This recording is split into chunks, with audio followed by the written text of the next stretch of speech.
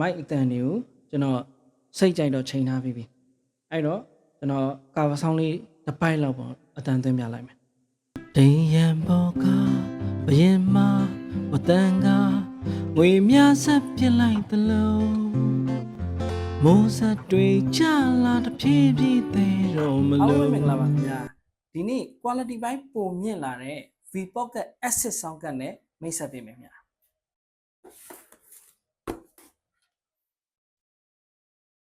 အရင်ဆုံး V-Pocket Acid ရဲ့ feature ပိုင်းလေးကိုအနည်းငယ်တစ်ချက်လေ့လာကြည့်လိုက်ပါခင်ဗျာ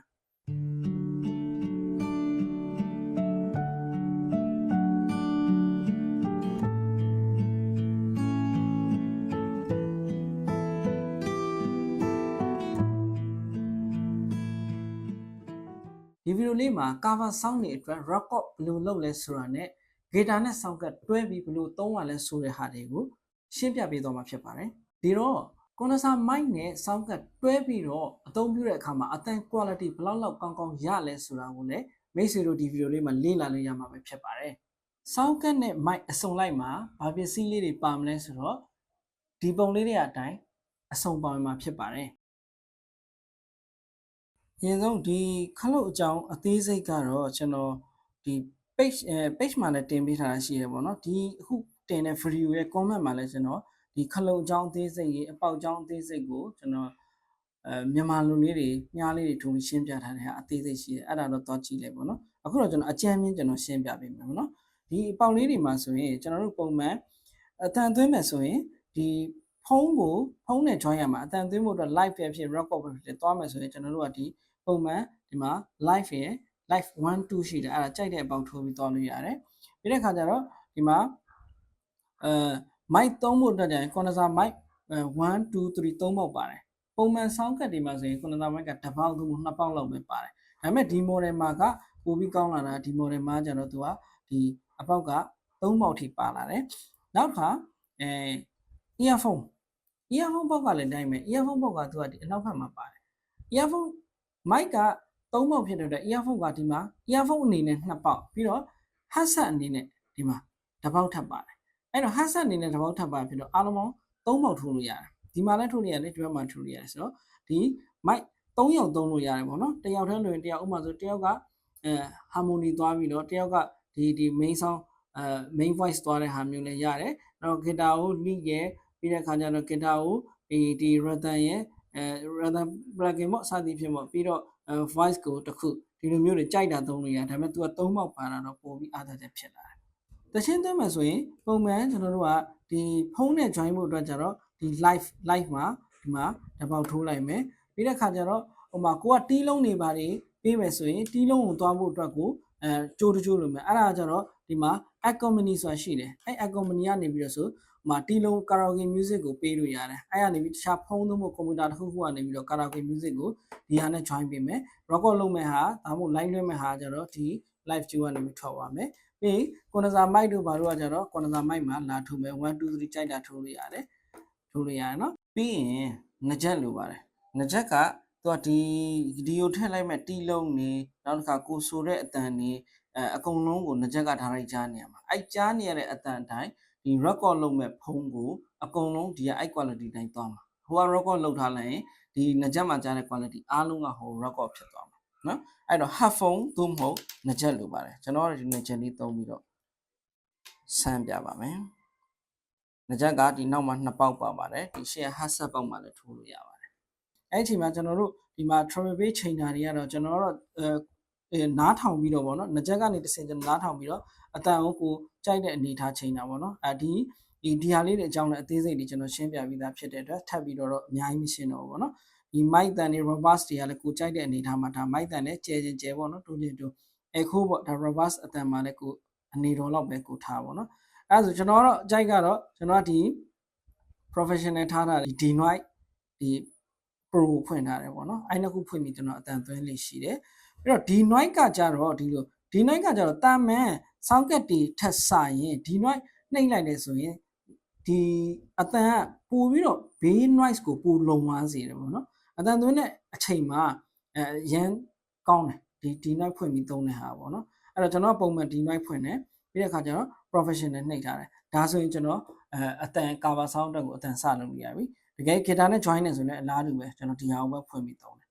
အဲ့တော့အကြမ်းမြင်အဖြစ်ဆိုရင်တော့ဒီဟာလေးကစပြီးတော့ကျွန်တော်တို့အတန်သွင်းလို့ရပါပြီအဲ့တော့ကျွန်တော်အခုတခြင်းလေးတစ်ပုတ်စမ်းပြီးသွင်းပြပေးမယ်တစ်ပိုင်းလောက်ပေါ့နော်စမ်းပြီးသွင်းပြပေးမယ်အဲ့တော့တစ်ချက်လောက်အဲ့အတန် quality ဘိုင်းကိုတော့တစ်ချက်နားထောင်ကြည့်လိုက်ပါ Hello အခုကကျွန်တော်ဒီအတန်သွင်းမှုအတွက်တော့ ready ဖြစ်ပြီပေါ့နော်အတန်နဲ့ဒီ travel base တွေဒီ reverse တွေ mic အတန်တွေကိုကျွန်တော်စိတ်ကြိုက်တော့ချိန်ထားပြီးပြီအဲ့တော့ကျွန်တော် cover sound လေးတစ်ပိုက်လောက်ပေါ့အတန်သွင်းပြလိုက်မယ်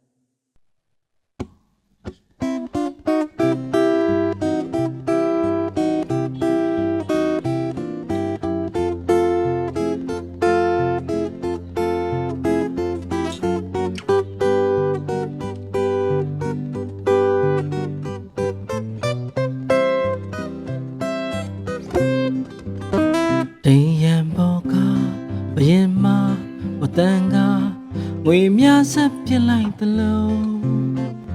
မိုးဆက်တွေကြလာတဖြည်းဖြည်းသေးတော့မလို့ထိုစဉ်ခုနာရင်ရှာမိသူခေါင်းမိုးလေးတစ်ခုအောက်ကိုပြေးခုံရွှေသမင်းမျက်လုံးတစ်သက်လုံးမမဆုံးဟိုတုန်းကအတိုင်းပဲချိုးတစမိတ်အယောင်နာမနှုတ်ဆက်မိတော့မလို့ထုံးစင်လူမလေးပြီးလို့ဆိုခေါင်းမိုးလေးတစ်ခုအောက်ကမိတ်မပြော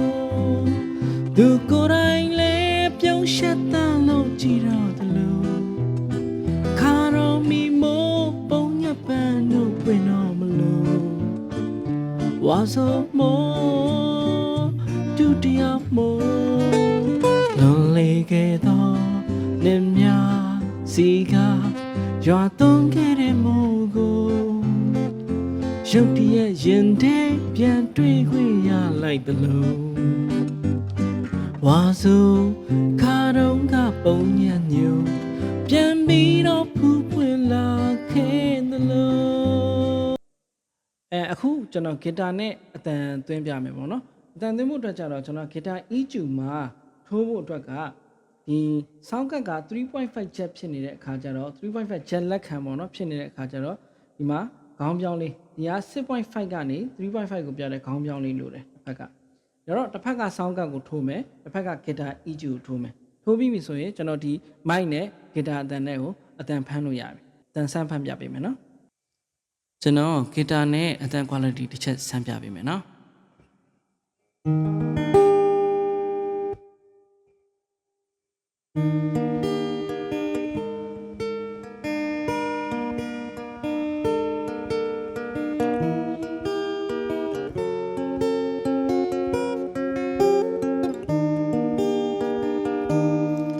လာတရားများထုံးကပြန်ချက်ဖို့နောက်ရှက်ရှိသမျှခွင့်ဖြစ်ဖို့ခြင်းတစ်ပုတ်က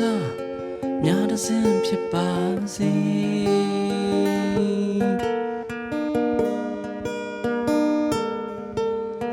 လောဘစုံညောင်းစုကတို့ခီးသွားလမ်းရှောက်ရှင်ဖြစ်ဖို့ခြင်းတစ်ပုတ်ကဓာတ်တလက်ဖြစ်ပါစေ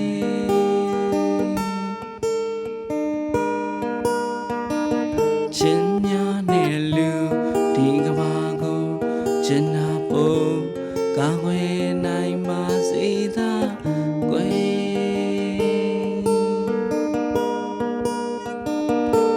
ခြင်းနဲ့လူဒီကဘာကိုတရားလာအောင်ကူညီနိုင်ပါစေသာကွယ်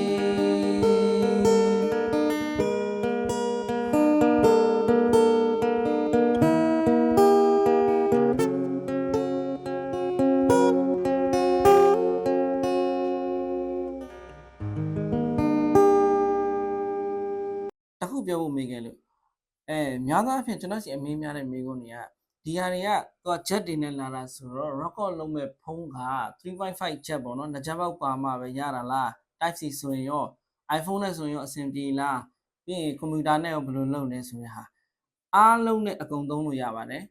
အဲ့အတွက်ကျွန်တော်ဒီဗီဒီယိုမှာတော့ရှေ့မှာဆိုလို့အသေးစိတ်မရှင်းပြတော့ဘူးဝင်မဲ့ချိန်ကြရင်ကျွန်တော်ကို ဒီကိုသုံးချင်တဲ့ပုံစံကိုပြောပြီးလာဝယ်လို့ရပါတယ်သူရဲ့တက်ဆိုင်ရာconverter တွေတက်ဆိုင်ရာကျိုးတွေကျွန်တော်မှာအကုန်ရပါတယ်ကွန်ပျူတာနဲ့လည်း record လုပ်လို့ရပါတယ် iPhone နဲ့လည်း record လုပ်လို့ရပါတယ် Type C တစ်ပေါက်ထဲပါတဲ့ဖုန်းတွေနဲ့လည်း record လုပ်လို့ရပါတယ်ခင်ဗျာ quality ပိုင်းကြိုက်လို့မှာယူခြင်းနဲ့ဆိုရင်တော့ကျွန်တော်ဖုန်းနံပါတ်39 95923လုံး34ကိုဆက်သွယ်ပြီးမေးမြန်းမှာယူလို့ရသလိုချက်ပေါက်ကလည်းတီးလို့တာမေးပြီးတော့လာရောက်မှာယူလို့ရပါတယ်မြန်မာပြည်ရင်းဆိုရင်တော့နေဂျာဗန်ဒလီရောက်တဲ့မြို့200ကျော်လောက်ကိုပစ္စည်းရောက်ငွေချေ COD ပို့ဆောင်ပေးနေတာဖြစ်လို့စိတ်ချလက်ချဝယ်ယူလို့ရပါတယ်ခင်ဗျာအားလုံးပဲနှလုံးစိတ်ဝမ်းချမ်းမြေ့ကြပါစေခင်ဗျာ